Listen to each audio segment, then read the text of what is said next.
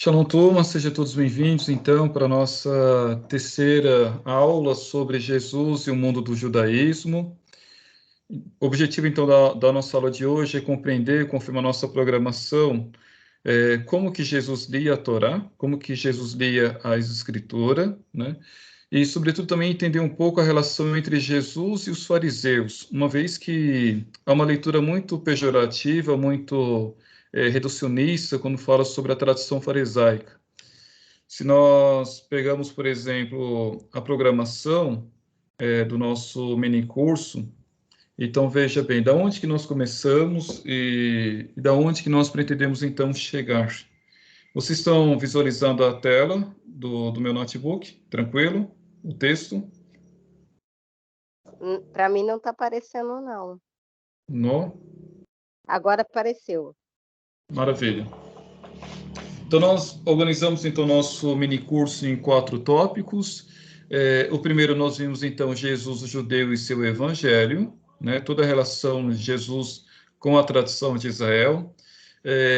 Semana passada, a gente refletia, a gente comentava sobre a relação entre Jesus e a lei, a Torá, aquele que veio cumprir as mitivot, os mandamentos, aquele que veio colocar em prática a Torá, ele passa a ser a Torá viva. Ele vai guardar, então, todas as mitivot, a lei do Shabat, por exemplo, a questão devocional, a prática judaica das festas, a questão do templo de Jerusalém, enfim, tudo aquilo que é específico do mundo judaico, Cristo, então, enquanto judeu, ele vai viver, ele vai colocar em prática. Hoje, então, nós vamos falar um pouco sobre como que Jesus lia a Escritura, essa relação entre Jesus e os fariseus, e semana que vem a gente encerra falando sobre a ideia, o conceito de Deus para Jesus, né? Esse Deus que é Pai, e que não é nenhuma invenção da pessoa de Jesus, nenhuma novidade, uma vez que a concepção desse Deus que é Pai faz parte da tradição judaica, né? Aliás, a oração do Pai Nosso, é isso que nós vamos estudar semana que vem. Cada versículo do Pai Nosso está de acordo com a oração judaica conforme o Talmud, tá bom? Então, eu gostaria agora de compartilhar aqui os slides, só para ajudar, então, na nossa reflexão. Vocês têm toda a liberdade para me interromper, para fazer perguntas, fazer comentários, etc. Está aparecendo para vocês aqui?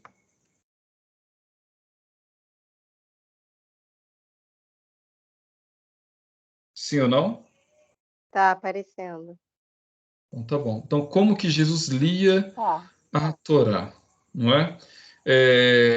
Esse texto, não sei se vocês conseguem ver aqui o livro que vou mostrar, a reflexão é tirada desse livro, lá do Centro Cristão Estudo Judaico, da coleção Judaísmo e Cristianismo, escrito pelo Felipe Haddad, o rabino Felipe Haddad. Como que Jesus lia a Torá, sai do mau entendimento entre Jesus e os fariseus. Não é?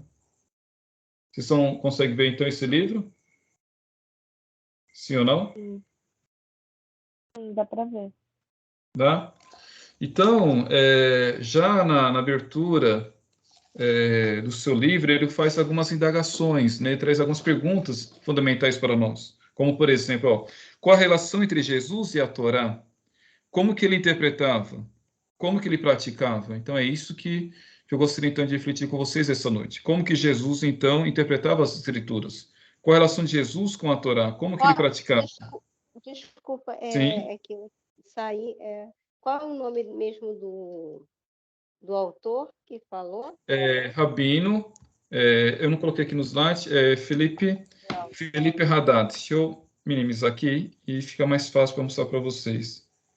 Tá. Deixa eu ver aqui, quer ver? Ok, ó, esse daqui. Depois eu vou tirar foto do livro e coloco no grupo, ó, né?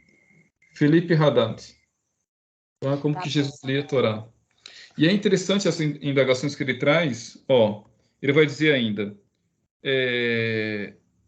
entretanto, um dos elementos recorrentes nos evangelhos exprime a oposição visceral e verbal aos fariseus. Será que, com o espírito de diálogo que nos anima, judeus e cristãos, podemos ultrapassar esses maus entendidos, não é?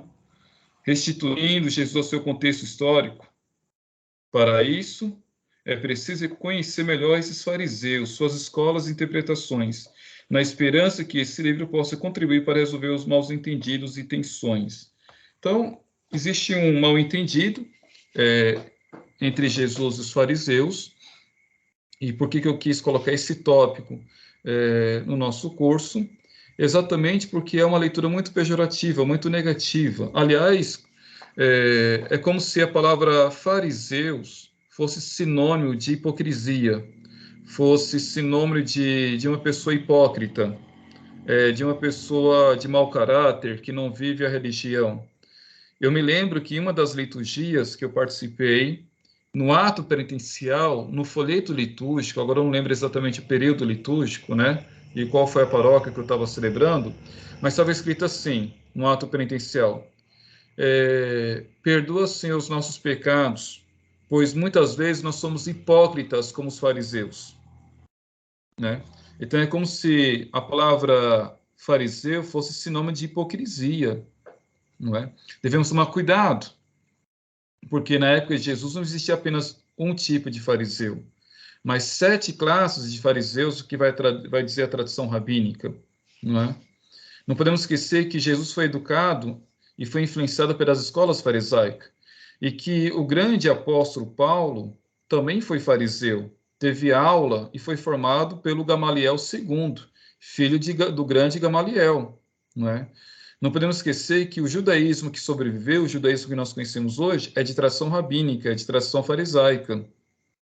Então, temos que redescobrir a importância dos fariseus nos evangelhos e devemos também separar, distinguir até que ponto a crítica que aparece nos evangelhos são críticas realmente dos ditos de Jesus, Jesus criticando os fariseus, e até que ponto essas críticas não passam de críticas da comunidade cristã de origem judaica, que está entrando em conflito com uma comunidade judaica, ou seja, uma comunidade cristã que está entrando em conflito com a comunidade judaica.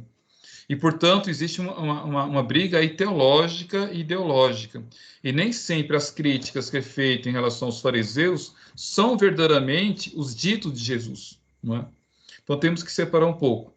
Por isso, então, vamos entender um pouco o que é os fariseus, a relação de Jesus com os fariseus, e depois, então, como que Jesus lia, interpretava a Sagrada Escritura, daria alguns exemplos, tá bom?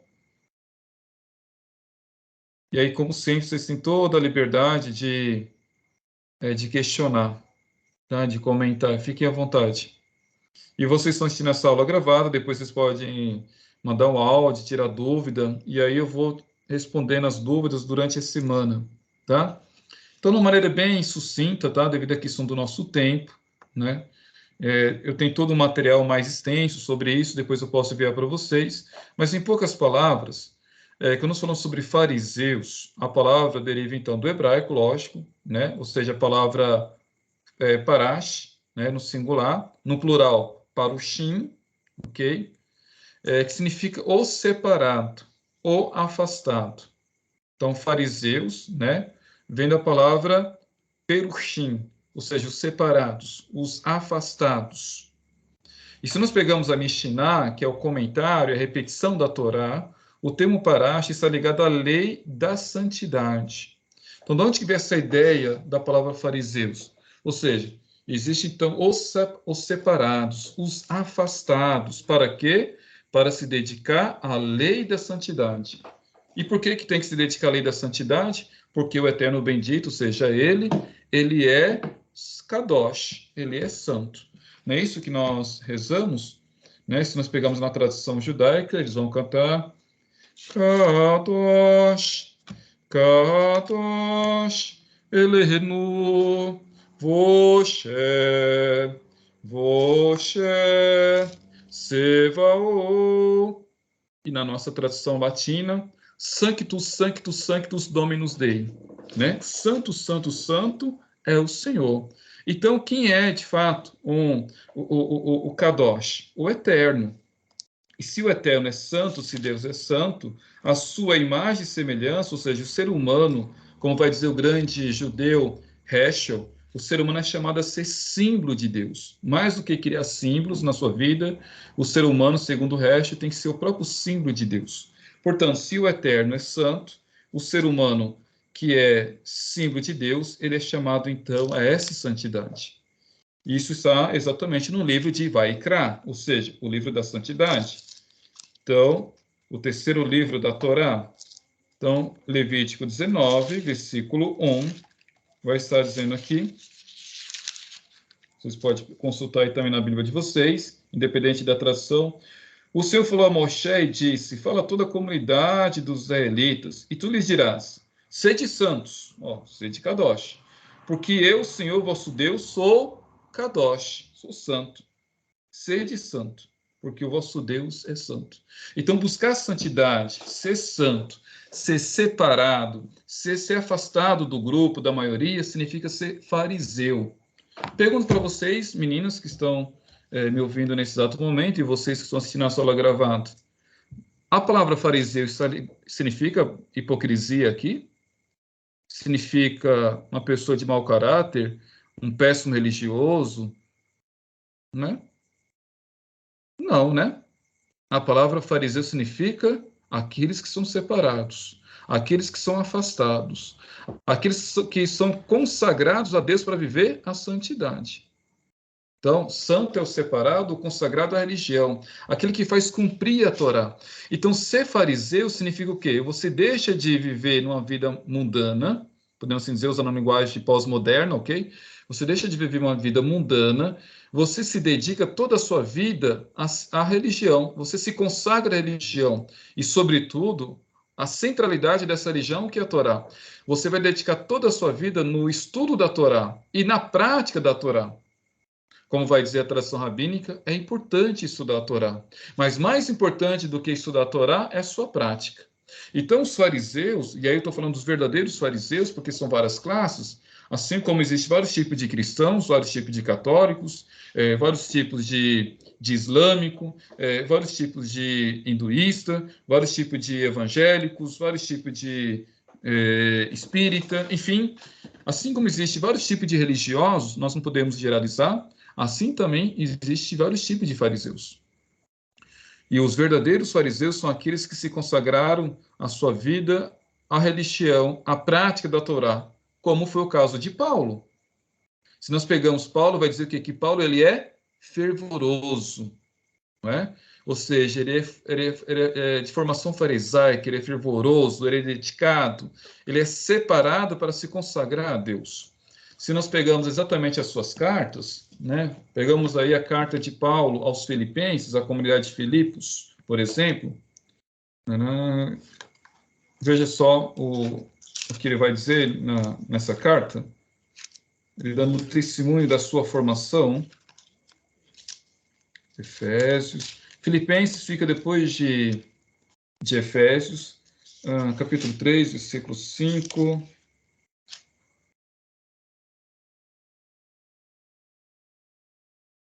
Cadê? Aqui, ó. Circuncidado ao 8º dia. Assim como Jesus foi circuncidado, Paulo também, como qualquer outro judeu. Da raça de Israel, da tribo de Benjamim, hebreu, filho de hebreus. Quanto à lei, quanto a lei não está com letra minúscula aqui, portanto, não está falando no sentido de lex, como no latim, lex como uma lei, ou como nomos, como uma regra, mas lei aqui está com letra maiúscula, então está falando o quê? A lei enquanto Torá, enquanto ensinamento. Então, enquanto a Torá, fariseu, né? Quanto ao zelo, perseguidor da igreja, quanto à justiça que há na lei, irrepreensível. Então, ele é um fariseu tão zeloso, tão radical, que ele perseguia a igreja. E qual era essa igreja? A igreja dos seguidores de Jesus, os nazareus. Aqui a igreja não é a igreja católica, não é o cristianismo, não existia cristianismo na época que Paulo está escrevendo a carta aos Filipenses. Tá? Nós estamos aqui antes do 1º século, nós não estamos no século IV. Não podemos fazer anacronismo, né? Conforme os filmes. Paulo perseguiu os cristãos. Não existia cristãos aqui, independente dos judeus, né? Isso é anacronismo, isso é para vender bilheteria de filmes, né? Para a gente comer pipoca. Ele é zeloso. Se nós pegamos ainda a carta aos Gálatas, que também é um dos primeiros documentos, muito interessante, e com esse céu, para dar exemplo, essa questão da tradição farisaica de Paulo. Carta aos Gálatas, capítulo 1, versículo 14. Tá aqui, ó. E como progredia no judaísmo mais do que muitos compatriotas de minha idade, distinguindo-se no zelo pelas tradições paternas. Então tá aí a expressão zelo. Então, em poucas palavras, o que significa a palavra fariseus? Os separados, os afastados, os consagrados para viver a santidade, os zelosos em relação à Torá. Por isso que alguns teólogos vão dizer que Jesus está mais próximo dos fariseus do que qualquer outro grupo político religioso daquela época. Veja que Jesus não está muito preocupado com a questão do templo, com o sacrifício do templo como os saduceus. Jesus também não quis viver uma vida monástica, afastada da cidade, como os essênios. Jesus também não foi um revolucionário como os zelotas. Jesus também não fez uma aliança política como os herodianos. Mas Jesus foi o quê? Aquele que estudou a Torá, aquele que conhecia muito bem a Torá, não somente a Torá escrita, como os samaritanos, e assim os saduceus, mas a Torá oral, que ele cita a oralidade. Jesus ele conhecia muito bem a oralidade. E onde ele aprendeu isso? Nas escolas farisaicas. Entende? Lógico que também aprendeu na sua família, com Maria e com José. Aliás, Jesus com certeza falava no mínimo 3 línguas. O aramaico, que é a língua materna, o hebraico, que é a língua da Torá, da religião, e com certeza o grego, que era a língua falada na cidade. Não é? Turma, até aqui tranquilo, compreensível. Podemos avançar? Tudo bem? Luciana, Elis? Naquela época já existiam os gregos, porque tem livros Sim. Os gregos são anteriores é anterior à pessoa de Jesus. Que falam que não tinham. No livro do Sheikh Tadiota, ele fala que os gregos vêm depois. Não, pelo contrário. Os gregos, você sabe que uma das... por que os judeus não aceitam o Novo Testamento como livro revelado? Porque o Novo Testamento, apesar que o contexto é totalmente judaico, sem dúvida nenhuma, teve influência da Torá, mas todo o Novo Testamento foi escrito em grego. Não foi o grego clássico, o grego da filosofia, como no caso dos textos de Platão, de Aristóteles, né? Enfim, mas é o grego koiné. O que significa isso? Um grego popular. Então, todo o Novo Testamento foi escrito em grego. E eles não aceitam o Novo Testamento exatamente por isso, porque aceitar algo escrito pela língua grega significa você aceitar algo de um grupo que te dominou, que te escravizou. Aceitar um texto grego, aceitar a cultura da dominação. E o que aconteceu, então, antes, na época de Jesus? Você tem lá toda a questão da helenização lá no povo de Israel, aonde que eles vão adentrar no templo de Jerusalém, vão profanar, vão destruir, ok? Vão tocar fogo. É daí que surge, por exemplo, a tradição da festa de Hanukkah, porque o que sobra ali, né? O que sobra um pouco da vela do Santo dos Santos, né? O óleo que não se apaga.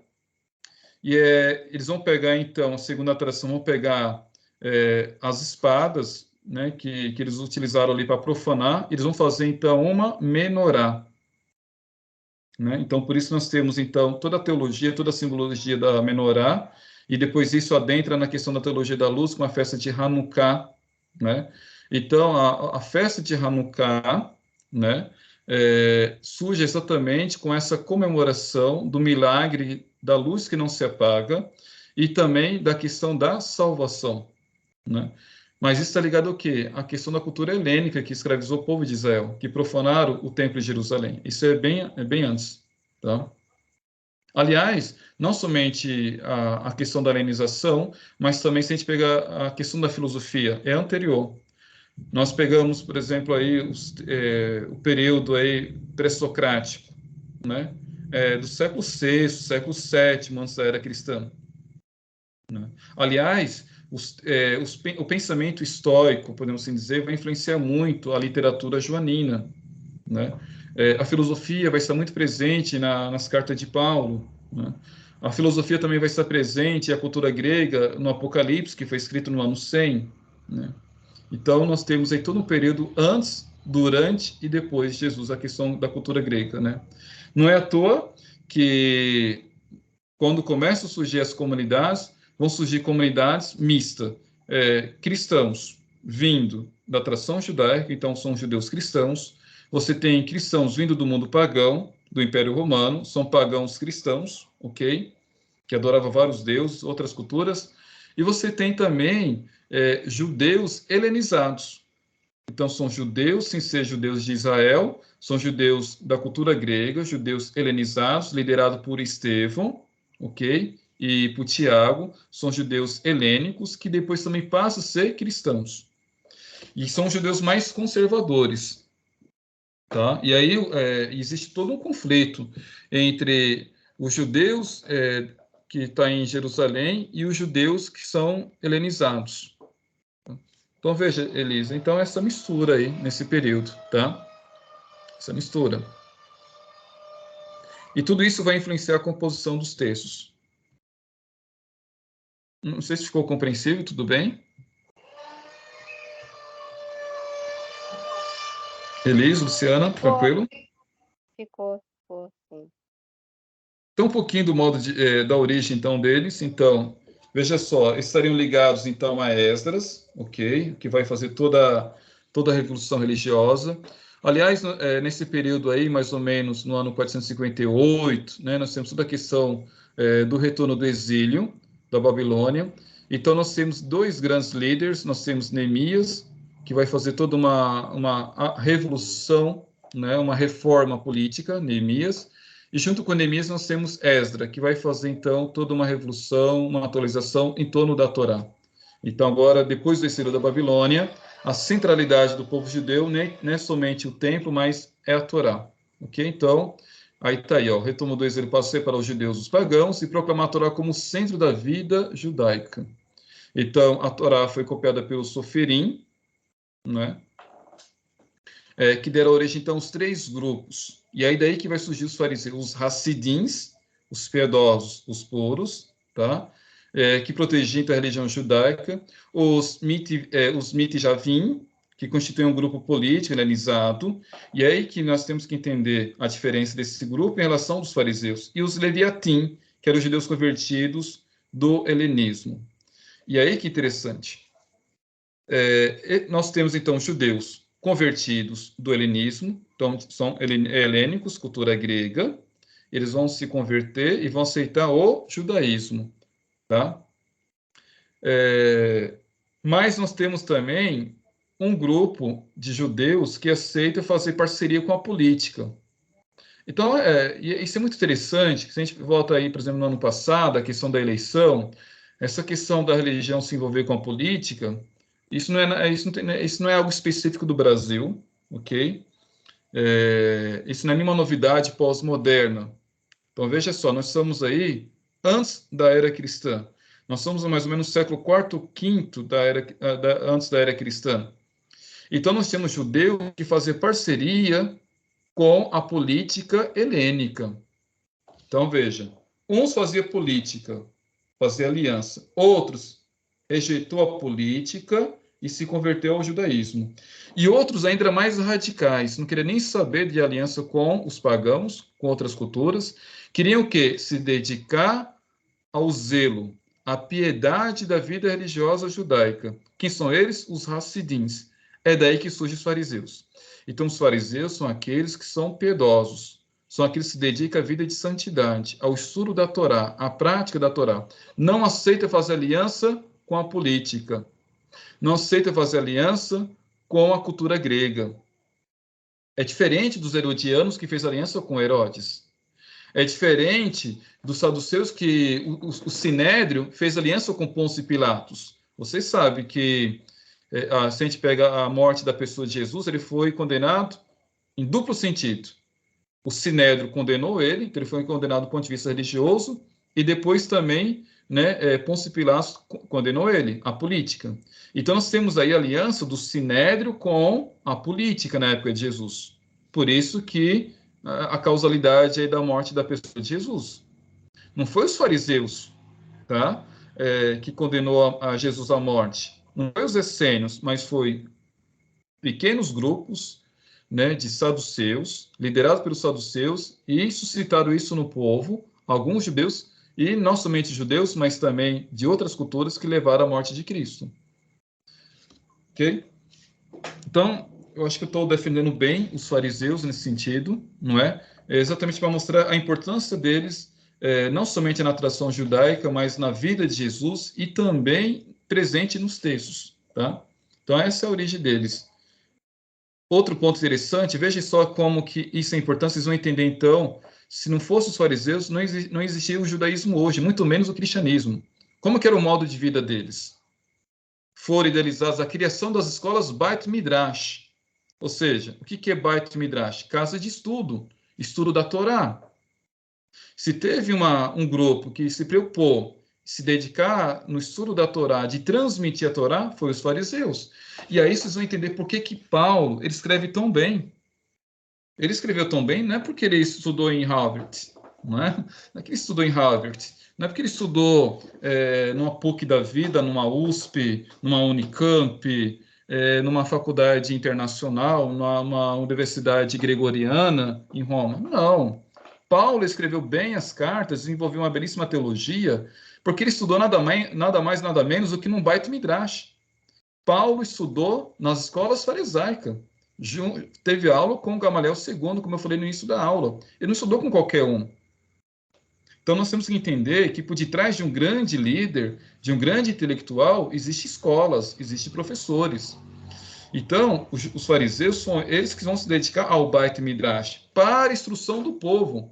Essa ideia da instrução ao povo, de formar o povo, fazer com que o povo possa estudar o hebraico, possa entender a Torá, possa entender a Torá oral, como o Talmud, o Midrash, a Mishnah, enfim, que possa entender as tradições antigas, que possa entender o que significa o judaísmo, a sua religião, essa era uma preocupação específica dos fariseus.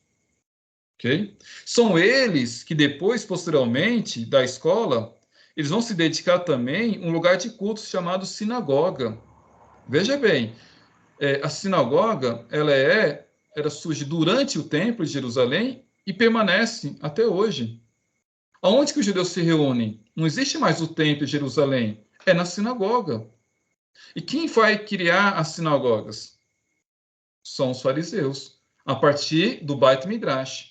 Então, a sinagoga passa a ser também, além de um lugar de culto, um lugar de liturgia, de celebração, né, de realização litúrgica, a sinagoga passa a ser também um Beit Midrash. Por isso que dentro da sinagoga eles vão ter vários momentos, o momento litúrgico e o momento de estudo. Né? Então veja aí a importância dos fariseus na tradição judaica. Tá? Para encerrar e a gente avançar aí na nossa reflexão, qual é a concepção de grupo? Gente, isso que eu estou apresentando para vocês, porque o nosso curso aqui não é sobre os grupos políticos religiosos, o nosso objetivo aqui não é estudar os fariseus no sentido aprofundado, depois eu posso indicar leituras para vocês, né? Eu tenho 3 belíssimas obras que eu posso indicar no final da aula, mas o objetivo aqui é entender como que Jesus lia a Torá. E para entender como que Jesus lia a Torá, nós temos que saber qual é a escola na qual influenciou o pensamento de Yeshua, o pensamento dele. Então, qual é a concepção do grupo dos fariseus? Primeiro, aceitava a Torá oral, a tradição atribuída a Esdra. Então, começa lá com os Hassidim. Oi? O a Torá é o Antigo Testamento que você fala? Isso. Quando eu falo... você está perguntando o que é a Torá oral? O oral e a escrita. Ah, tá. Quando eu falo de Torá escrita, me permita eu pegar aqui 2 exemplos.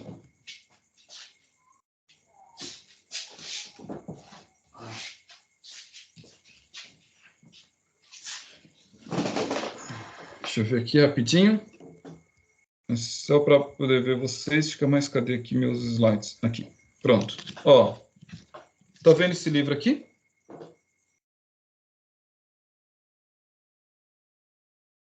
Ok, Elis? Tá vendo? Tô vendo o livro, sim. Então, isso aqui é a Torá, ok? Aqui contém os 5 primeiros livros da Bíblia. que a tradição cristã chama de Pentateuco, tá? Penta porque é 5. Então, 5 textos, 5 livros, tá bom? Então, isso é a Torá escrita. Além disso, os judeus chamam também de Torá, não somente a primeira parte, mas toda a parte da Bíblia hebraica. Porque a Bíblia hebraica é dividida em 3 partes, tá?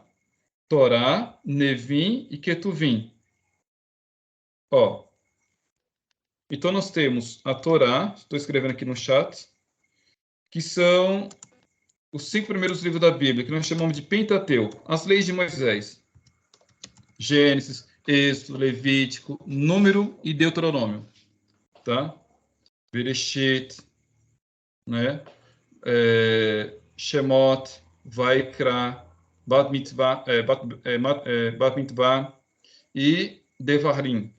Então, os 5 primeiros livros da Torá. Além da Torá, existe a segunda parte, que é chamada de Nevim. Nevim.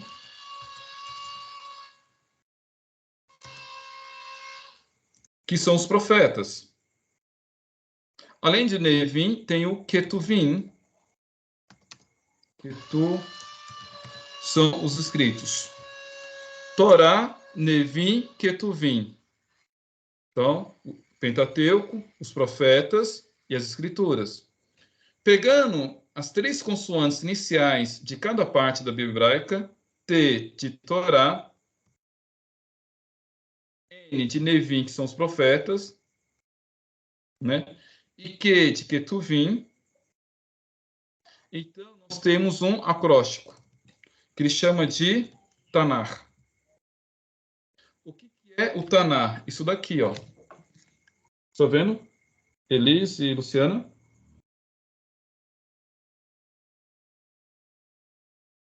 Ok? Estou vendo, sim. Então, ó, aqui, veja só, é que aqui a letra é menor. Esse livro aqui grande parece que é maior do que esse, o conteúdo, não é? Aqui porque aqui é bilíngue, apesar que esse aqui também é. Só que aqui a letra é maior e vem com comentário. Isso daqui é a primeira parte desse livro aqui. Esse livro aqui contém esse livro, a Torá, tem o Nevim e tem o Ketuvim. Aqui é o Taná. Aqui contém as 3 partes da Bíblia hebraica. Isso aqui é a escritura hebraica, ok? Tudo isso aqui, que nós chamamos de Bíblia hebraica, é o que nós chamamos de Primeiro Testamento na tradição cristã, que é a metade da Bíblia cristã. É a primeira parte. A segunda parte é o Novo Testamento. Então, veja que interessante. Isso daqui está dentro disso. Quando eu falo de escritura, no caso da tradição judaica, eu estou falando da Torá, de Nevim e Ketuvim. Ok? Ou seja, a Bíblia hebraica na sua totalidade. Agora, quando eu falo de oralidade, conforme a tradição nos ensina, eu estou falando, então, do Midrash, do Talmud, da Mishnah, ou seja, todo esse processo de oralidade. Tá?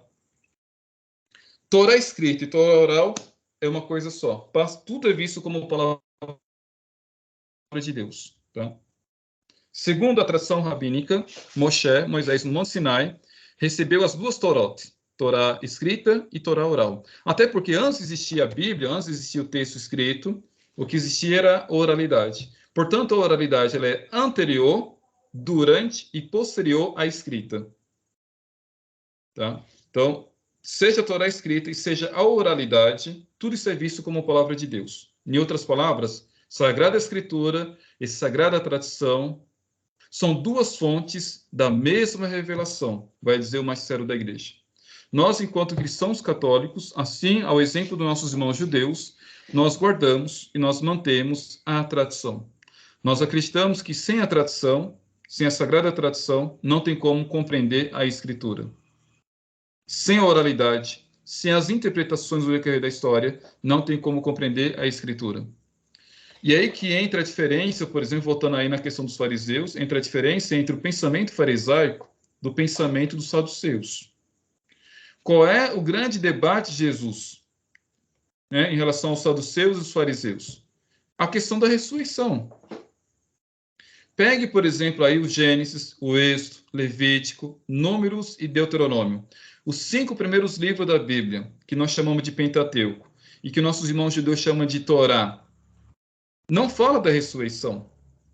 E os saduceus só guardam o quê? Para eles, o que existe é só o Pentateuco, é só a Torá, é só a lei de Moisés. Eles não guardam a oralidade. Eles vão dizer, olha, se existisse realmente a ressurreição, Moisés teria nos ensinado, teria escrito na Torá. Como não está escrito, e nem Moisés ensinou, então não existe ressurreição. Então os saduceus tiveram uma grande dificuldade em entender a questão da ressurreição proclamada por Jesus, diferente dos fariseus, porque os fariseus, antes mesmo de Jesus ensinar para os apóstolos o que é ressurreição, os fariseus já acreditavam. Eles já ensinavam. Aliás, o judaísmo já vivenciava isso de duas maneiras. Nas orações, 3 vezes por dia, nas orações cita a dimensão da ressurreição e também no Talmud, no texto escrito. Por isso que os fariseus entendem o pensamento de Jesus. Aliás, o pensamento de Jesus está mais próximo dos fariseus do que dos saduceus. Tá? Não estou aqui dizendo que Jesus é fariseu, longe disso. Jesus, ele não foi limitado a nenhum grupo. Jesus, ele conviveu com os saduceus e não foi saduceus. Ele conviveu com os fariseus e não foi fariseu. Ele conviveu com os essênios, com os zelotos, com os samaritanos, com os batistas, mas nenhum grupo representou Jesus. Jesus não levantou bandeira de nenhum partido. E aí que está, né, a postura que deveria ser a religião. Jesus apenas ele anunciou o reino de Deus. Ele proclamou o reino de Deus. Ele levou uma consciência religiosa, que essa deveria ser o papel da igreja. Essa deveria ser o papel da religião. O papel da religião não é levantar a bandeira de nenhum partido político, ideológico. O papel da religião é levar os fiéis a uma consciência religiosa para viver o reino de Deus e não defender um partido ou um político.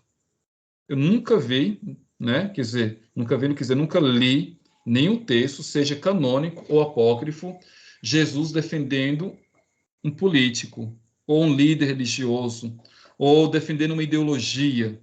Pelo contrário, não é? Ele soube Só para o separar. Sila Malafaia, né?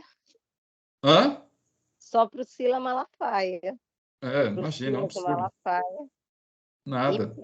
para alguns pastores, tipo André Valadão, Chico Enfim, Macedo, mas entre são, outros. são leituras fundamentalistas, seja dos nossos irmãos protestantes, pentecostais, ou até mesmo da ação católica. Né? Você tem padres que vão defender partidos, etc. e tal. Eu gosto muito de uma passagem belíssima que ele deixa bem claro. Qual é o rosto que está nessa moeda? Qual o nome que está? Aí está escrito César. Né? Quando perguntou para ele se era lícito ou não pagar, né, é, pagar ali a taxa para César, né? Ele nem fala nem sim e nem não. Ele nem vai contra ou a favor. Ele mantém aquilo que é específico de um religioso, a consciência religiosa. O que ele fala? Da César, o que é de César. Da Deus, o que é de Deus.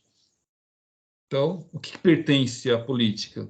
Então, devemos dar isso à política. O que pertence a Deus? O ser humano.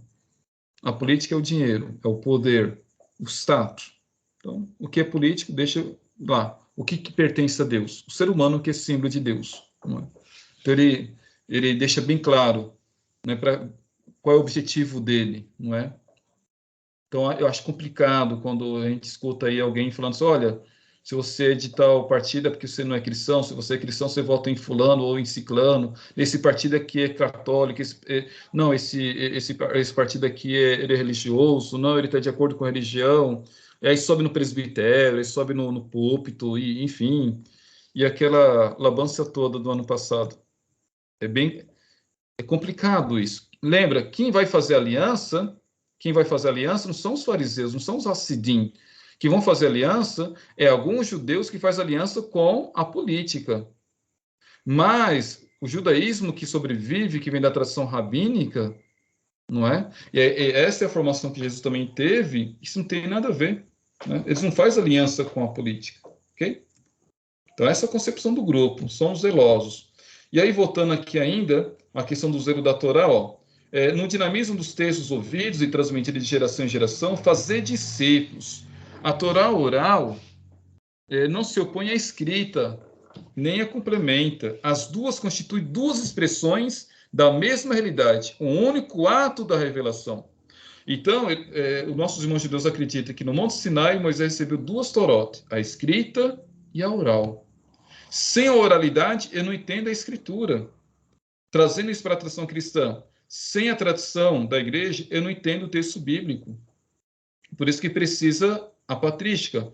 Eu fiquei 2 anos ministrando alguns cursos sobre patrística lá na faculdade, durante 2 anos, sobre a patrística e sua relação com a filosofia, a patrística e o sábio de Israel, a interpretação patrística no Evangelho de João, né? Exatamente para mostrar o quê? Se você não entende, né, os textos, por exemplo, de um São Jerônimo, de um Santo Agostinho, de um Santo Anselmo, de Bento, São Bento, Santo Antão, São João da Cruz, né, São Leão Magno, Santo Ambrósio, São Justino, São Clemente, né? Enfim, se um cristão ele não tem acesso à literatura cristã e à patrística, ele corre um grande risco de não entender alguns textos da Sagrada Escritura, porque esses homens são filósofos, são teólogos, é a tradição da igreja, são pessoas que dedicaram a sua vida ao estudo da Sagrada Escritura. Então, eu e você, nós não somos os primeiros a ler a Bíblia, né? Existe toda uma tradição, pessoas que dedicaram anos, né, de estudo, de pesquisa, assim também como nossos irmãos judeus. Uma coisa que eu aprendi muito quando estive lá em Jerusalém, que na hebraica, ou seja, na hebraica de Jerusalém, na universidade, os judeus estudam a patrística, ou seja, judeus estudam os padres da igreja. Existe uma disciplina só voltada ao estudo da patrística. Então, imagina uma religião diferente, são judeus, estudando a tradição cristã, estudando São Clemente, São Jerônimo, Santo Ambrósio, São Leão Magno, enfim, São Justino, não é? Estuda os documentos da tradição cristã que leram e interpretaram a Sagrada Escritura. E aí que é interessante, como que os judeus estudam, se dedicam à tradição cristã, e o próprio cristianismo, aqueles que se dizem ser cristãos, não se dedicam a estudar a sua tradição. Então, nesse ponto, nós aprendemos muito com os judeus e com os fariseus. Os fariseus, eles guardam a Torá escrita? Sim. Eles guardam a Torá oral? Sim. E a Torá oral se opõe à escrita? Não. Ela complementa? Também não. São duas fontes da mesma revelação. Não existe duas revelações. Deus, ao se revelar, ele se revela tanto na palavra escrita, como também na oralidade. O problema é que nós perdemos a questão da oralidade, não é? É uma perda aí na questão da oralidade. Eu acho isso complicado. Precisa resgatar a oralidade. Por exemplo, né? Luciana, você está me ouvindo?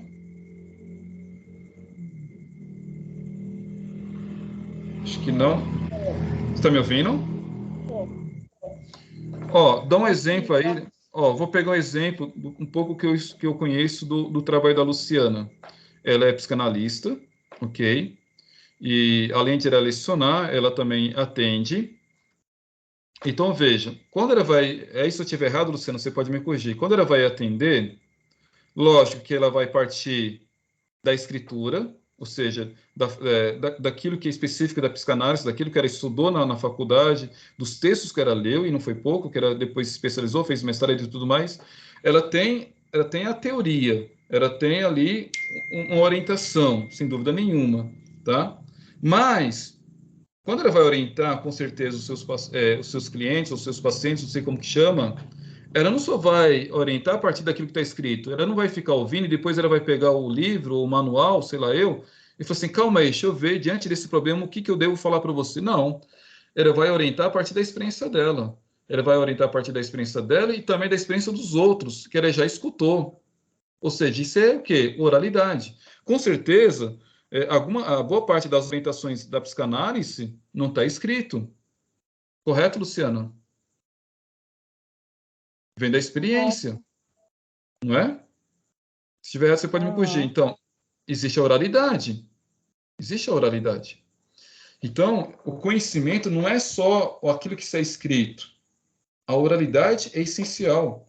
Eu vou dar outro exemplo, que eu participei quando eu estava fazendo a minha segunda pós na área de ciências da religião, a gente estudou várias religiões, e cada religião a gente tinha que ir até o lugar sagrado. Por exemplo, a gente foi estudar sobre o protestantismo, fomos na igreja protestante. Fomos estudar sobre a igreja católica, fomos então na igreja católica. Fomos estudar sobre o judaísmo, fomos na sinagoga. O budismo, foi no templo budista. E aí, quando foi estudar as religiões de matriz afro, então eu fui lá em São Paulo, no centro do rito Yorubá, né? Existe o centro do Candomblé, da Umbanda, eu fui no rito Yorubá. E aí, veja, eles vão cantar o dialeto específico do Yorubá, que vem da Nigéria, da Angola, da África. O dialeto, eu acho que é isso que fala, o dialeto deles é específico, uma língua muito difícil. Eles cantavam, eles dançavam, ok? A escrita é diferente, o rito é diferente, e não tinha nenhum livro. Como que eles aprenderam isso? A partir dos sacerdotes e a partir da oralidade. Entende? Pegamos a cultura indígena, também não deixou nada escrito, é oralidade. Então, nós temos algumas religiões que sobrevivem até hoje a partir da oralidade. Existe livro escrito sobre essa religião? É outra coisa, mas não existe o livro sagrado, como no judaísmo, como no islamismo e como no cristianismo, não é? Temos aí a oralidade, tá? Então, é graças aos fariseus que nós vamos ter todo esse processo de oralidade também. Para encerrar um pouco dessa questão dos fariseus, e depois nós passamos para ver como que Jesus lia e interpretava a Escritura, para o fariseu, todo homem então é feito à imagem de Deus, portanto, e todos os homens têm direitos iguais. O pecado contra Deus é grave, mas é mais grave ainda o pecado contra o próximo, pois também este é um pecado contra Deus. Então, essa é a concepção farisaica. Você pecar contra Deus, isso é grave. Mas mais grave ainda é você pecar com o símbolo de Deus, ou seja, a imagem e semelhança de Deus, porque uma vez que o ser humano é chamado a ser a presença de Deus no mundo. Então, é isso que é interessante. Por isso que a questão do pecado não é só um mal em relação a Deus, mas a sua imagem, que é o ser humano, e vice-versa. Quando você faz o mal a alguém, você está ofendendo o próprio Deus. E também, do contrário, a questão do perdão e da experiência da misericórdia passa pelo humano também, né? Como que eu sei que eu sou perdoado? Como que eu faço a experiência da misericórdia? Quando eu faço a reconciliação com o outro, não é? Então, veja essa relação entre o humano e o divino muito forte na tradição farisaica. Essa é a antropologia farisaica, ok?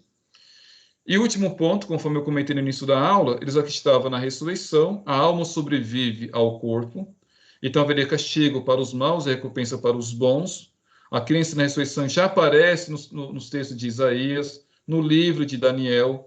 Portanto, quando tem o debate no Evangelho de Mateus sobre essa questão da ressurreição, é uma releitura dos textos que está na Torá, que está em Isaías, que está em Daniel. Então veja que os autores, ao falar sobre a ressurreição de Jesus, não estão tirando da sua cabeça, não estão inventando, estão bebendo de uma tradição. Qual é a tradição? A tradição farisaica. Tá? Meninas, até aqui tranquilo? Compreensível? Alguma dúvida, alguma questão?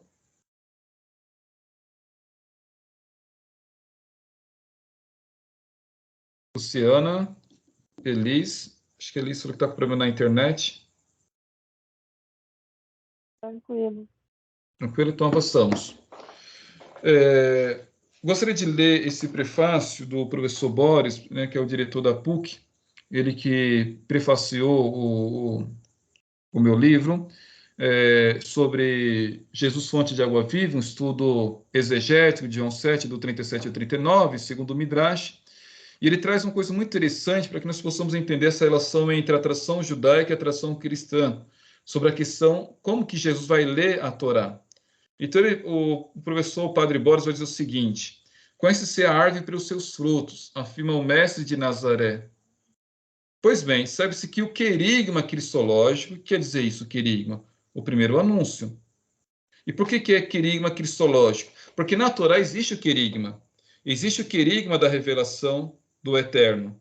Agora, o querigma cristológico quer dizer o quê? O anúncio que Jesus ele é o Cristo, que ele é o Messias, que ele é o enviado. que ele é o consagrado de Deus. Então, sabe-se que o querigma cristológico e o judaísmo rabínico são frutos de uma mesma raiz. Então, veja então o que esse padre está nos ensinando nesse prefácio. Que o judaísmo rabínico que vem dos fariseus e o querigma cristológico, é onde que está surgindo as primeiras comunidades cristãs no primeiro século, não são realidades antagônicas. Não é uma relação adiestra, mas é uma relação adintra. Ou seja, são frutos de uma mesma raiz. Judeus e cristãos, judaísmo e cristianismo, vêm da mesma árvore, vêm da mesma raiz. São frutos de uma mesma raiz. E aí vai dizer ele, o judaísmo segundo o templo. Assim, no campo exegético bíblico, neotestamentário, cresce sempre mais a consciência de que, para compreender o sentido mais profundo do ensinamento cristão, é preciso mergulhar em suas raízes judaicas. Então, esse é um padre que está falando, né? Um teólogo. E o que ele está afirmando aqui no finalzinho desse prefácio? Que para compreender o ensinamento cristão, se faz necessário mergulhar em suas raízes judaicas. E aí, com certeza, por que nós temos aí vários cristãos que têm um conhecimento muito superficial, muito relativista da sua religião, do cristianismo? Porque não conhece as suas raízes. É como você conhecer uma pessoa. Não é porque você conviveu 3, 5 ou 10 anos com uma pessoa que você conhece realmente essa pessoa. Você tem que conhecer toda a história da pessoa, desde o seu nascimento, né? Onde nasceu, qual cultura que ela foi inserido, qual sociedade ela conviveu, quem foi seus pais, que tipo de educação ela teve, aonde ela estudou, com quem ela conviveu, ela foi contemporânea de quem, quais os livros que ela leu, qual foi os traumas que ela passou, qual foi as culturas que ela conheceu, quantas línguas ela leu, estudou, enfim, como era a convivência dela no trabalho, na escola, na família. Ou seja, você tem que conhecer a raiz do ser humano. Senão, você acaba tendo uma leitura preconceituosa do ser humano. Por que existe o preconceito? Por que existe a intolerância religiosa? Por que existe o racismo? Nada mais, nada menos do que a ignorância. E o que significa ignorância? A falta de conhecimento. Você julga o outro pela aparência, você julga o outro por um ato, por uma ação, você julga o outro por um estado social, enfim, por uma religião. Você esquece que o outro, conforme vai dizer o judeu o filósofo Levinas, não é? O outro é uma alteridade, o outro é o diferente, e você também é um diferente em relação ao outro. E esse outro também é a imagem e semelhança de Deus, assim como você, não é? E o Deus que habita em você é o mesmo Deus que habita no outro, né? E quando você ofende o outro, o próximo, você está ofendendo a si mesmo, você está ofendendo o seu próprio Deus. Portanto, devemos entender que quanto mais eu conhecer as raízes judaicas, a ideia não é se tornar judeu, mas a ideia é compreender o quê? O que significa ser cristão. Porque o cristão, o Cristo, veio da tradição judaica, né? Tudo bem até aqui? Luciana, alguma indagação, algum comentário? Tudo bem? Não sei se a Elis voltou. Então, nós avançamos. Na época de Jesus, né, não somente na época de Jesus, mas também antes da época de Jesus, o método bastante utilizado para ler e interpretar a Sagrada Escritura é chamado, então, de Midrash. Tá? Tenta imaginar o seguinte, na tradição rabínica, eles usam uma palavra chamada pardes. Tá? Pardes significa pomar, né? Então, significa jardim. Então, interpretar a Torá, interpretar a Sagrada Escritura, significa você adentrar no pomar, significa você adentrar no jardim, diante de vários frutos, e saborear. E para isso existem níveis de interpretação, tá? Níveis de leitura da Torá, da Sagrada Escritura. Então, nós temos o primeiro nível, que é chamado de Peshat, que é a leitura literal do texto. Não é uma leitura fundamentalista ao pé da letra, mas é você ler o texto enquanto texto, ou seja, levar em consideração o contexto. Então, o Peshat, você vai pegar o texto, você vai tentar entender o contexto, você vai fazer uma leitura literal do texto. Você não vai fazer nenhuma comparação, você não vai fazer nenhuma exegese, nenhuma leitura espiritual. Isso é o Peshat. O segundo nível, que é da letra R, né, é a leitura, o que eles vão chamar, então, Peshat. Não, Shot depois. Hash. No sentido de a leitura Remes, né, não hash, mas Remes, R-E-M-E-Z, Remes. O Remes significa o que nós chamamos na tradição cristã, conforme os comentadores, uma leitura alegórica, comparativa. É aquilo que Jesus ensinava a partir de parabolê, as parábolas, né, que no hebraico é o mashal. Então, Remes, você vai trabalhar com linguagem, com figuras simbólicas. Você vai comparar, né, textos, histórias, leituras alegóricas. Esse é o segundo nível de leitura. Peshat é o primeiro, Remes o segundo. O terceiro, que é no sentido mais exegético, é no sentido mais científico, que é um método da busca, da investigação, da análise, é o método midrástico. E o quarto nível, que nós não vamos adentrar aqui, não vamos discutir aqui, que faz parte da Kabbalah, né, é o Sot, é a leitura espiritual, é a leitura mística da Torá. Nesse terceiro nível é o Midrash. O que os judeus praticavam na época de Jesus e até hoje? É a leitura midrástica. Você vai fazer uma leitura da busca, da investigação, da análise, da exegese. E é a partir do método midrástico que vai surgir, então, o Novo Testamento. Tá? Então, a palavra midrash vem da raiz hebraica, darash. O verbo significa buscar, investigar, estudar, examinar, explicar, interpretar as escrituras. É uma leitura de busca, de investigação, buscar Deus na sua palavra. Só que a palavra midrash, ela tem um duplo sentido. Ela é tanto um verbo, como ela é também um substantivo. E quanto verbo, ela significa então essa busca, essa investigação, buscar Deus na sua palavra, ok? Mas como é um método de interpretações, então existe o Midrash, Rabbah, Bereshit, por exemplo, ou seja, as interpretações do livro do Gênesis. Existe a interpretação do livro do Êxodo, do Levítico, do Deuteronômio, dos Reis, dos Salmos. Enfim, o conjunto de interpretações, isso também é chamado de Midrash. Então, se eu encontro Midrash enquanto verbo, é o método da investigação, da interpretação, da leitura.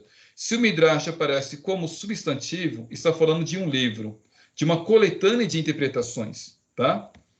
Vamos pegar, por exemplo, dois exemplos. Por exemplo, 2 Crônicas, capítulo 13, não é? Veja, então, o Midrash enquanto substantivo, como uma coletânea, não é? Segundo livro de Crônicas, capítulo 13, versículo 22. Ó, tá aqui com letra maiúscula. O resto da história de Abias e seu proceder, os seus atos, são escritos no Midrash. Aqui, o autor fez questão de traduzir como um X e E, e não com a palavra Shin, SH. Midrash. Então, quer dizer o quê? Do profeta Ado. Então, assim, ó, estão escritos no Midrash do profeta Ado. Quer dizer o quê? São as interpretações do profeta Ado. O que é o Midrash aqui? Um livro de interpretações do profeta Ado. Outro exemplo, no mesmo livro, capítulo 24, versículo 27. Diz assim, lá no versículo 27, quanto aos filhos, a importância do tributo que lhe foi imposto e a restauração do templo de Deus, tudo está relatado no Midrash do livro dos reis.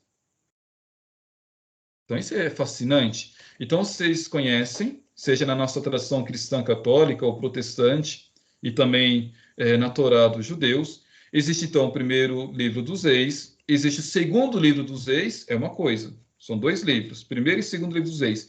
Mas também existe o quê? Uma coletânea, um conjunto de leituras e interpretações sobre o livro dos reis. Então, existe o Midrash do livro dos reis. Onde está sendo citado isso? no livro de Crônicas. Então, o livro de Crônicas cita o Midrash do livro dos Reis. Tá? Compreensível isso, Luciana? Tranquilo? E vocês que estão assistindo essa aula gravada, depois vocês podem me questionar. Tudo bem? Tá claro? Né?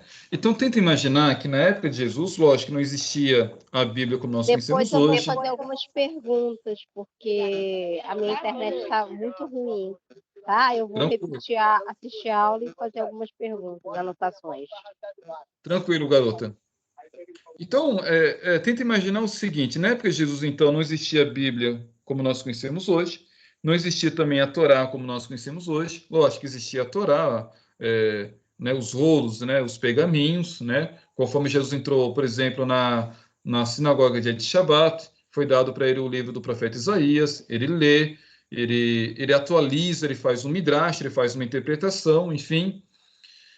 Lógico que o cano judaico é posterior à sua finalização, vai fechar no século II da era cristã. O cano cristão no século IV, então 2 séculos depois do cano judaico. Jesus não conheceu toda a coletânea da Bíblia hebraica, né? Mas ele conheceu a boa parte da Bíblia hebraica e também a oralidade, né? Então, e com certeza ele teve contato com os midrashim, porque esse é o método que ele vai aplicar. Ele vai ler a Torá, ele vai ler o texto e ele vai fazer uma releitura. E nessa questão da releitura, ele está usando aqui o método midrástico. Quando ele entra, por exemplo, na sinagoga e proclama Isaías 61, né, conforme Lucas capítulo 4, o que ele fala? Hoje se cumpriu, né, as profecias. Quer dizer, ele atualiza, ele fala que ele mesmo é esse Messias, esse consagrado, que veio libertar o povo, curar os enfermos, visitar os doentes, proclamar o ano de libertação. Ele proclama a Torá e ele faz um midrash. Ele fala, eu vim cumprir, sou eu. Não é? Quando ele está na festa de Sukkot, conforme João capítulo 7, versículo 39, que é o último dia da festa do Sukkot, que é a festa das cabanas, das tendas, aonde que acontecia a libação da água, aonde que o povo saía do templo de Jerusalém, descia em direção ao tanque de Siloé, que significa o enviado, o Messias, e subia em procissão com essas águas para depois fazer uma libação em torno da Torá, e proclamava, né, a alegria da Torá, invocando a descida do Espírito Santo. E a simbologia da água com o espírito é muito forte. Assim como a chuva cai sobre a terra e faz germinar e produz frutos, assim também é aqueles que recebem o espírito da Torá. O Espírito Santo deve descer no coração das pessoas, porque o coração agora é a terra, e o Espírito Santo, então, tem que germinar esse coração humano, fazer com que a partir do estudo da Torá, as pessoas possam produzir bons frutos. O que Jesus fala? Todo aquele que crê em mim, né? Todo aquele que crê em mim e tiver sede, né? E vem a mim, beberá da fonte de água viva, né? E em outras palavras vai dizer, tornar-se-á fonte de água viva, né? Mais ou menos isso. Pegue aí, por exemplo, João 7, do 37 e 39. Veja um pequeno midrashim que ele faz aqui. Ele atualizando a Torá, ele atualizando a palavra de Deus. Lembrando que na época de Jesus não existia o Evangelho de João. Isso aqui é uma construção teológica do ensinamento de Jesus. O contexto aqui é a festa das cabanas, ok? Conforme já comentei, a festa do Sukkot. E olha só o que ele vai dizer. No último dia da festa, ou seja, é o grande dia, a mais solene, Jesus de pé disse em alta voz, se alguém tem sede, venha a mim. E beberá aquele que crê em mim, conforme a palavra da Escritura, de seu seio jorrarão rios de água viva. Então, existe uma condição aqui. Qual é a condição? Que você tenha sede. Que você tenha sede da palavra, que você tenha sede de Deus. Você só pode beber da palavra de Deus se você tiver com sede, se você ter a sede do conhecimento, de querer conhecer Deus, de querer conhecer sua palavra. Se você não tem sede, então não adianta. Qual a importância da água para alguém que não tem sede? Nenhuma. A água só tem importância para quem tem sede. Portanto, Deus só é importante para o ser humano quando o ser humano tem essa sede de Deus, a sede da busca da salvação. Então, se alguém tem sede, venha a mim. Então, essa é a condição. Segundo, e beberá. Aquele que crê em mim, segunda condição, ter sede e ter fé, o crer. Aquele que crê em mim, conforme a palavra da Escritura. Qual é a Escritura aqui que Jesus está falando? O Novo Testamento? Não existia Novo Testamento. A Escritura aqui está falando o quê? A Bíblia hebraica. Não ainda finalizada, mas os textos que já existiam na sua época. Ou seja, conforme as Escrituras, de seu seio jorram rios de água viva. Olha, aquele que bebe da fonte de água viva, que é o Cristo, aquele que crê no Cristo, passa a ser agora fonte de água viva para o outro. Então, o que o autor está fazendo aqui, colocando na boca de Jesus? Uma interpretação midrástica. Não é uma leitura espiritual, não é uma leitura remes, alegórica, não é uma leitura pechat, literal, mas é um midrash, é uma releitura que está fazendo aqui. Está fazendo uma releitura da festa do Sukkot com a pessoa de Jesus. Se na época da festa do Sukkot saía lá do templo até o tanque Siloé, não precisa mais. Quem é agora a fonte de água viva? Quem é o tanque de Siloé? O próprio Cristo. E se invocava a descida do Espírito Santo sobre a Torá, quem é a Torá viva? Segundo o Evangelho de João, o próprio Cristo.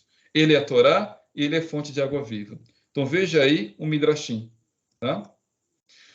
Lógico que no decorrer da história vai surgir então dois tipos de Midrash, podemos assim dizer. O Midrash Halachá e o Midrash Agadá. Um está ligado com a lei e o outro está ligado com a narração teológica, tá? O Midrash Halachá é o sentido de andar, caminhar, é no sentido de preceito, de lex, né, de norma, de conduta, que implica sempre uma maneira de andar segundo os caminhos do Senhor, os preceitos da Torá.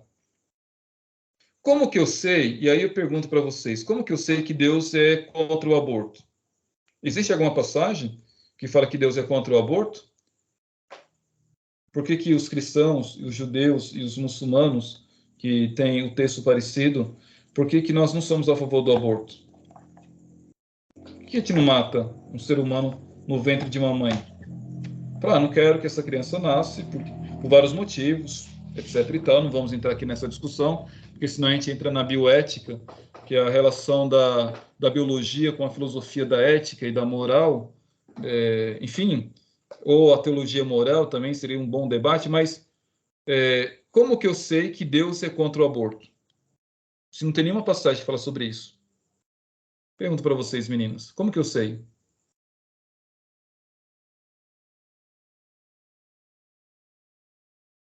Quem poderia responder? Não matarás. Exatamente, não matarás. É um dos mandamentos. E aí, e qual o método que eles vão utilizar? O Midrash Halachá. Eles vão pegar uma passagem da Torá, vão fazer uma releitura, ou seja, uma reinterpretação, dizer, se está lá escrito, não matarás, portanto, o Eterno Bendito é contra o aborto, porque o aborto é sinônimo de matar.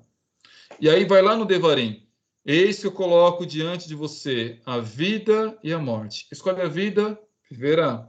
Escolhe a morte, morrerá. Outra passagem que daria um bom debate também, e dependendo do contexto, como que você vai citar, você pode sofrer um processo penal por discriminação e blá, blá, blá, e não vou entrar também nessa discussão, mas por que a grande dificuldade, seja na tradição judaica como na tradição cristã, de não realizar aliança, casamento de homossexuais, né? Seja dois homens ou duas mulheres, sendo que não tem explícito isso na Torá. Vem o Midrash Halachá. Está lá escrito no livro de Levítico. Deixa eu ver se eu lembro. O homem não deve deitar com outro homem pensando que é uma mulher. Então tá aí. Deitar, o verbo deitar não significa dormir, significa ter relação sexual no contexto.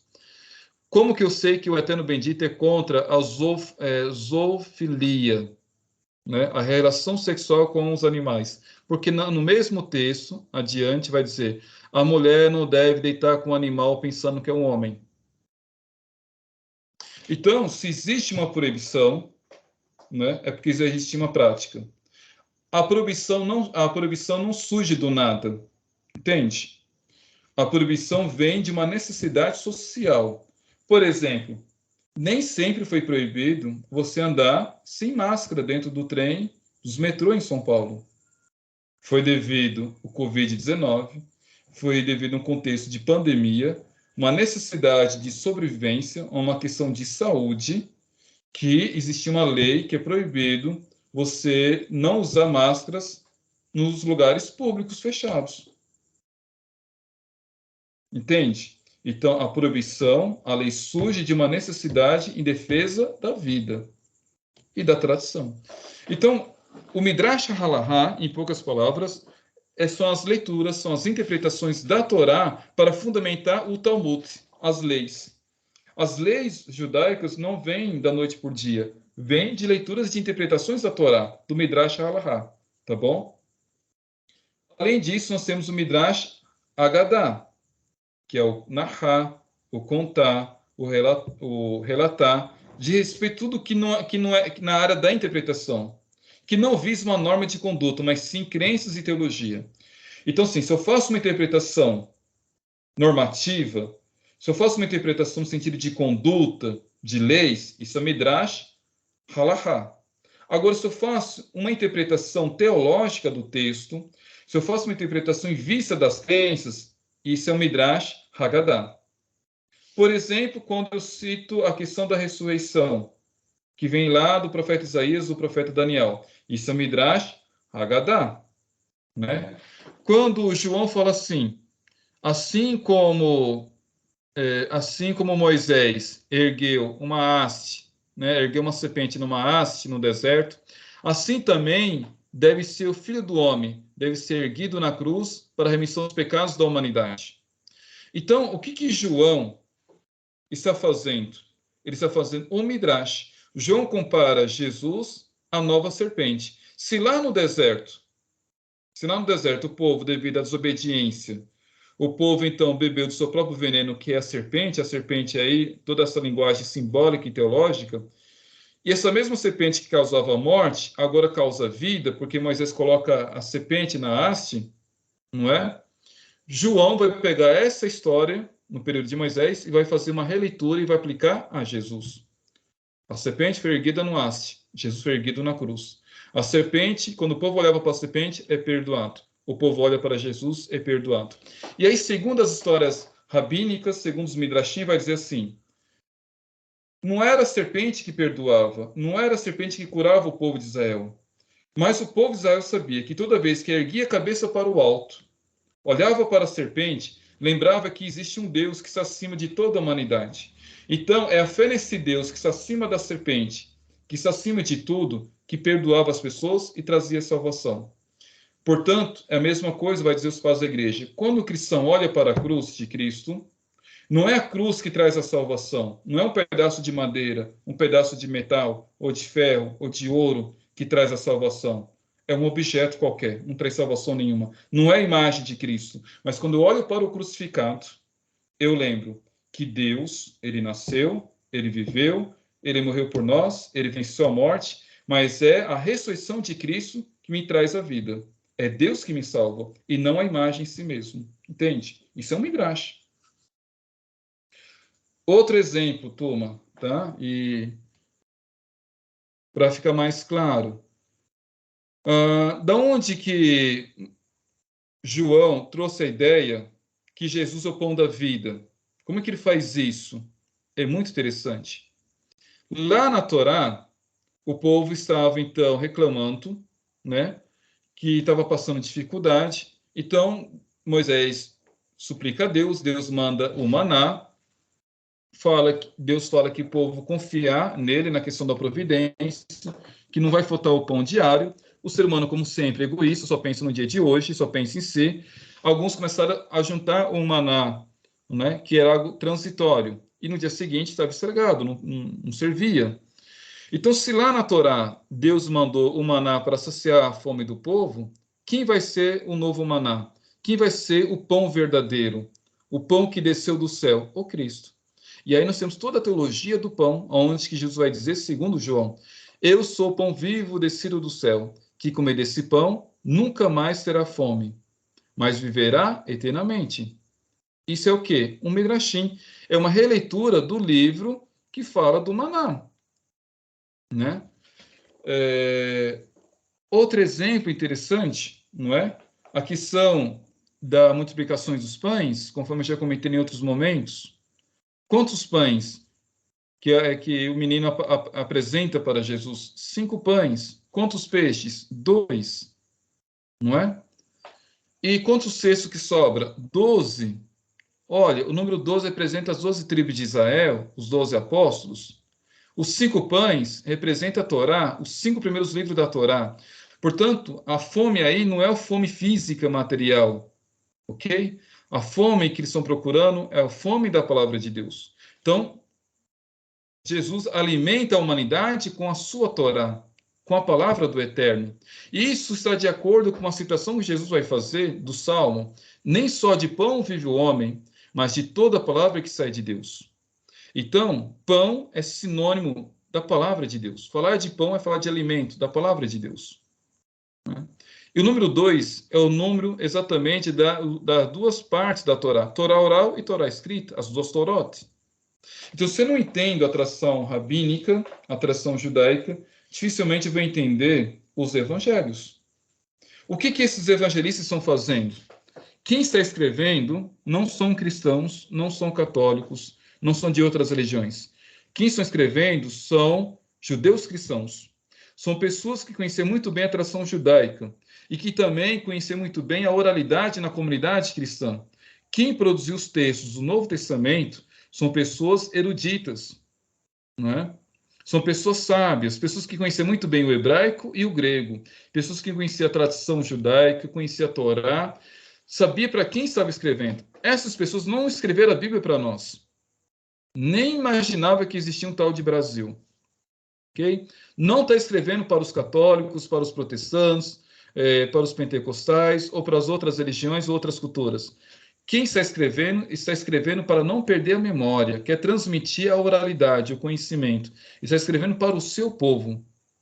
Depois que esses textos chegam para nós.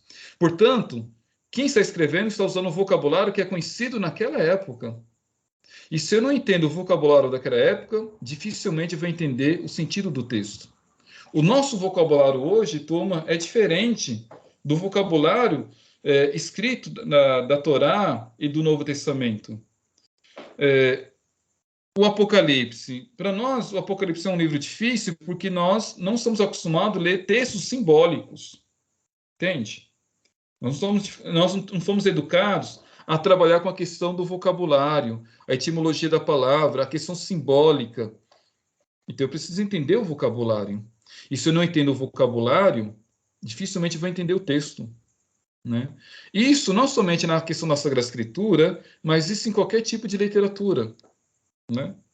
Por exemplo, né, eu vou dar 2 exemplos, um da minha área e outro da área da Luciana. Eu falo a Luciana porque eu conheço um pouco do trabalho dela.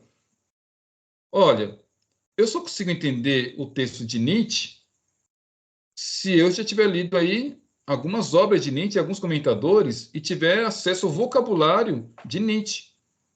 Ele usa um vocabulário específico, assim como Edmundo Husserl, assim como qualquer outro filósofo.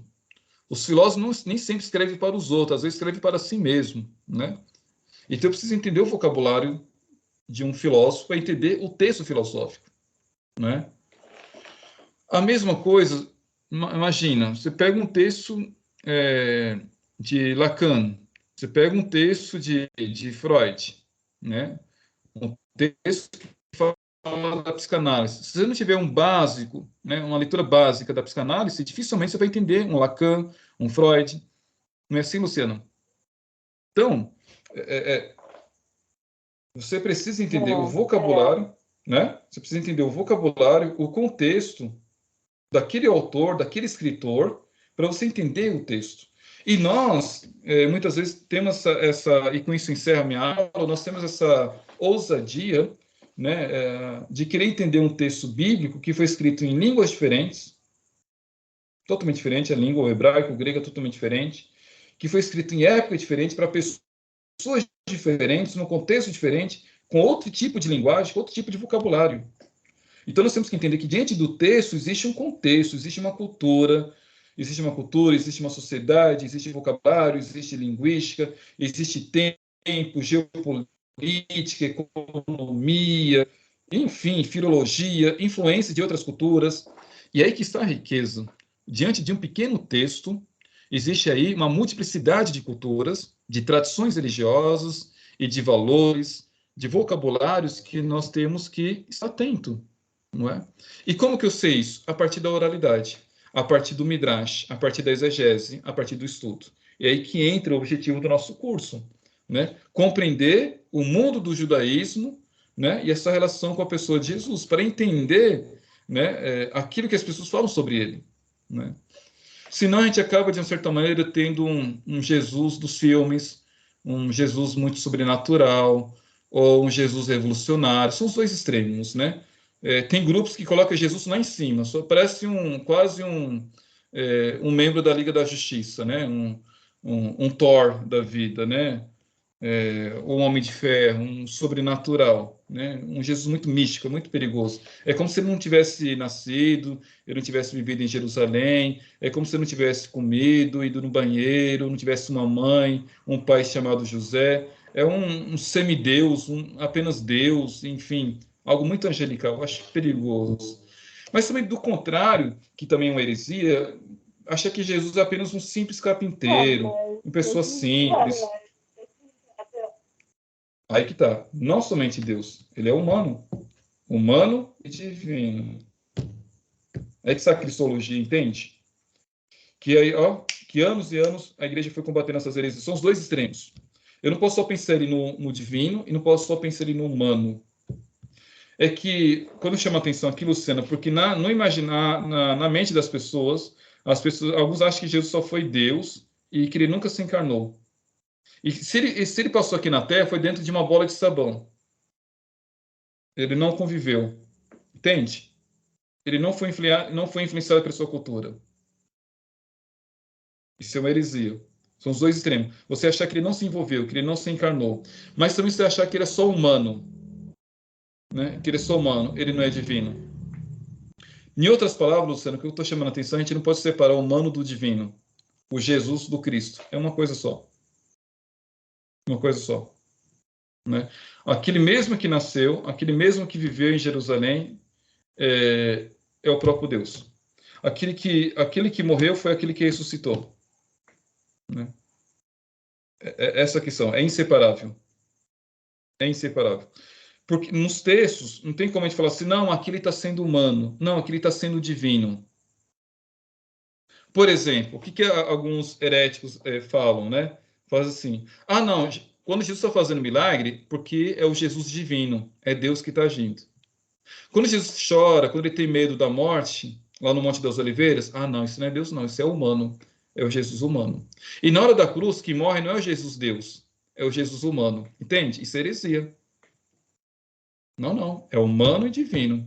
E quem foi crucificado não só foi Jesus de Nazaré, foi Deus. Deus morreu. E por ele ter vencido a morte, por isso que existe a ressurreição. Por isso que eu posso falar da morte de Deus. Entende? Não somente Jesus, né? A morte de Deus na sua totalidade. Deus morreu. Não tem como também separar o Filho do Pai e do Espírito Santo. Né? É inseparável. Entende? Mas isso para entender, assim, que sem esse contexto, a gente acaba tendo uma visão muito fragmentada da pessoa de Jesus. Né? Ele é Deus, ele assumiu a humanidade, ele assume a sua humanidade, ele não tinha, e com isso eu encerro a minha aula para não cansar vocês, ele não tinha compreensão da divindade, isso é um processo, tá? Isso é um processo que ele vai entender a partir da sua educação. Assim como os profetas, ninguém nasce sendo profeta, tendo consciência de profeta. Ninguém nasce tendo consciência da vocação, tá? Por exemplo, eu não nasci tendo consciência que um dia eu ia me tornar um professor, um filósofo. Você, Luciana, não acordou, ou você não nasceu tendo consciência que você seria uma psicanalista. Entende? A Elis não acordou e não nasceu tendo consciência que ele seria uma especialista na área de ciência da religião e vice-versa. Não, é um processo. Você vai descobrir a sua vocação, os seus dons. Enfim, é um processo na sua vida. A mesma coisa Jesus. Ele vai compreendendo qual é a sua missão a partir da educação, a partir da formação, a partir dos textos. E aquilo que os textos falavam da vinda do Messias, aos poucos ele vai tendo consciência que é ele. É o povo que vai aos poucos reconhecendo que ele é o Messias, que aos poucos ele é Deus. É um processo. Quando nós temos aquela passagem, né? Pai, se for possível, afasta de mim esse cálice, mas que seja feita a tua vontade. Isso mostra a fragilidade humana, né, da pessoa de Jesus, que ele não tem consciência do que realmente ia acontecer, né? Então, é um processo que ele vai tendo da sua messianidade, da sua vocação e da sua missão, não é? Que a vocação dele é cumprir as Escrituras, segundo os textos, né? Que a sua vocação e a sua vontade é fazer a vontade de Deus, é anunciar o reino de Deus. É um processo. Não sei se fiquei claro, ou se confundi mais ainda.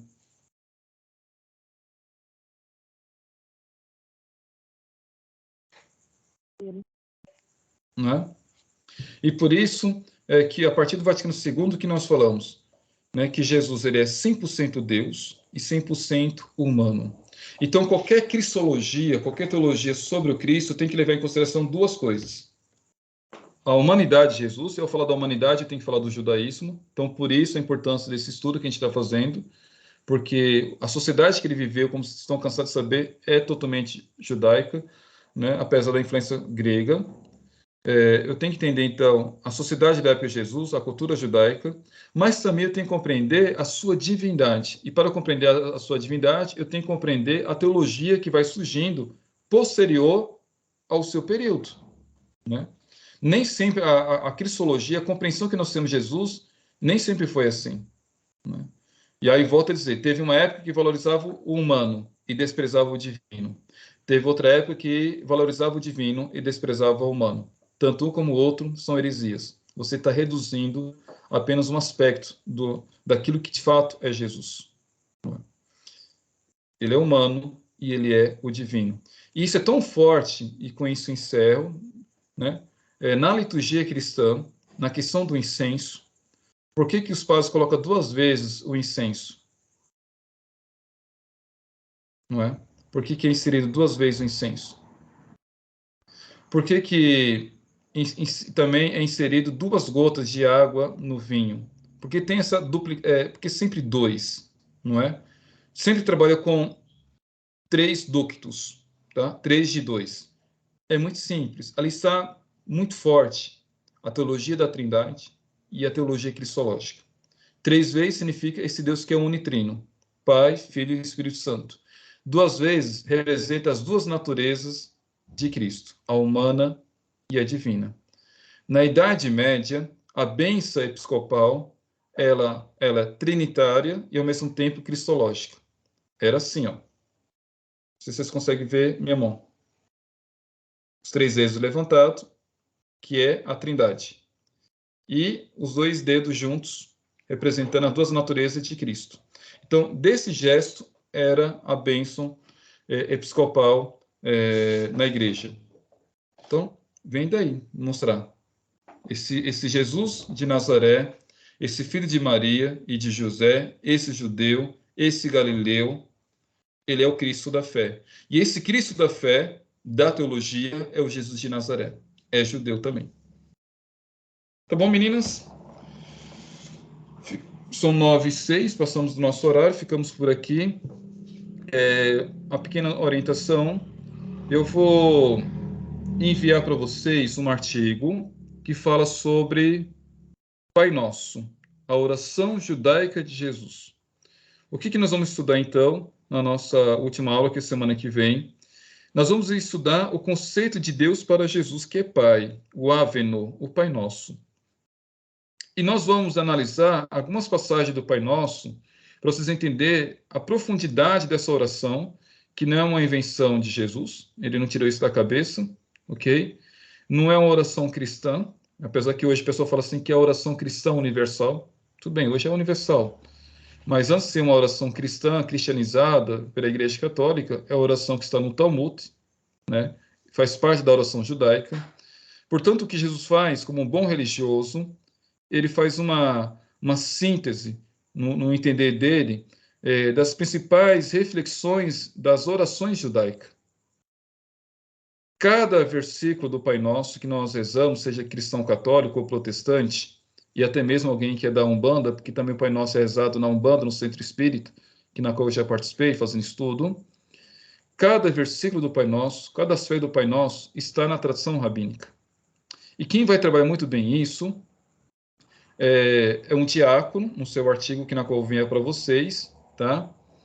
E também o rabino Felipe Haddad, no seu livro chamado A Oração do Pai Nosso, a oração judaica de Jesus, né? Ele faz uma análise da oração, relacionando a oração com Israel, a oração com as festas bíblicas, a oração com a questão da Kabbalah, e ele mostra essa oração rezada por Jesus, né? Não é à toa que lá no Monte das Oliveiras, que eu tive o privilégio de rezar a oração do Pai Nosso, de conhecer, cada parede lá no Monte das Oliveiras tem a oração do Pai Nosso escrito numa língua diferente. Tem várias línguas representando o mundo, né? Em hebraico, grego, aramaico, russo, alemão, italiano, francês, em latim, português, espanhol, etc, etc, etc. Para mostrar essa universalidade que é Deus. Deus é Pai de todos. É isso que a gente reza na oração. Pai Nosso. E se Deus é Pai nosso, então Ele não é só meu Pai, mas é Pai de cada um de nós. E se Ele é Pai de todos nós, querendo ou não, a gente gostando ou não, todos nós, independente da cultura, independente da religião, independente do partido político, independente da opção sexual ou do status social, enfim, independente daquilo que nós somos ou deixamos de ser, todos nós somos irmãos e irmãs, filhos e filhas da mesma família e do mesmo pai, tá bom? Pessoal, muito obrigado pela presença, pela participação. Agradeço também vocês que estão assistindo essa aula gravada. Mais uma vez, qualquer dúvida, é só me chamar no particular. Toda Rabá, Shalom. Luciana, Elis, obrigado pela presença, pela participação.